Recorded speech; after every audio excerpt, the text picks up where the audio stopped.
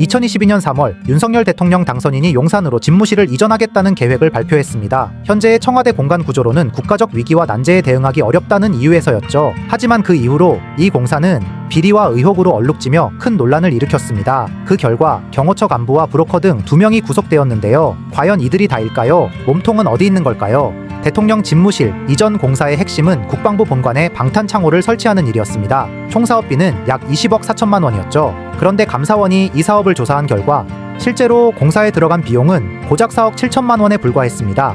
나머지 15억 7천만 원은 어디로 갔을까요? 이 과정에서 핵심 인물로 떠오른 브로커 김 씨는 경호처 간부와 긴밀한 관계를 이용해 공사를 실질적으로 관리하는 역할을 맡았습니다. 김 씨는 공사의 비용을 무려 5배나 부풀려 견적서를 제출했고 그 과정에서 15억 7천만 원을 챙긴 것으로 드러났습니다. 이 금액은 브로커가 설립한 페이퍼 컴퍼니를 통해 빼돌려졌으며 경호처 간부는 이 모든 사실을 알면서도 눈 감아 주었다는 의혹을 받고 있습니다. 감사원은 결국 이 경호처 간부의 파면을 요구했고 두 사람은 구속되었습니다. 하지만 이 사건이 단순한 예산 부풀리기 문제로 끝나지 않았습니다.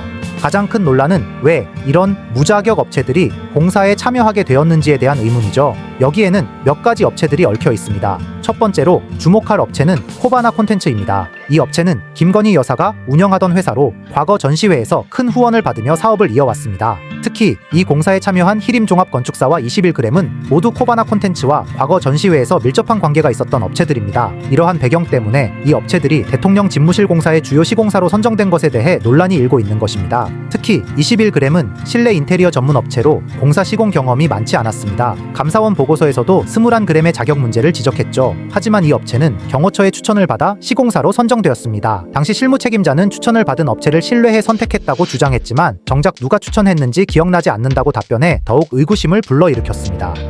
감사원은 이번 감사에서 공사 계약과 집행 과정에서 다수의 문제가 있었음을 지적했습니다.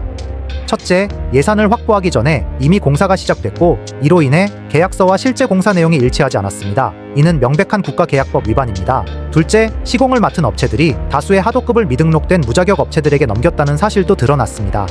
대표적으로 히림종합건축사와 21g이 참여한 공사는 하도급 업체들의 자격 미달 문제로 인해 부실하게 진행된 것으로 밝혀졌죠.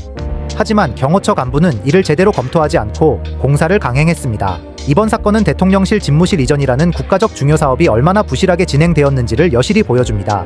윤석열 대통령은 당선인 시절부터 강하게 용산 이전을 주장해 왔는데요. 이쯤 되면 이 업체들에게 일감을 몰아주기 위해 이전을 강행한 게 아닌지 하는 의심까지 들기 시작하네요.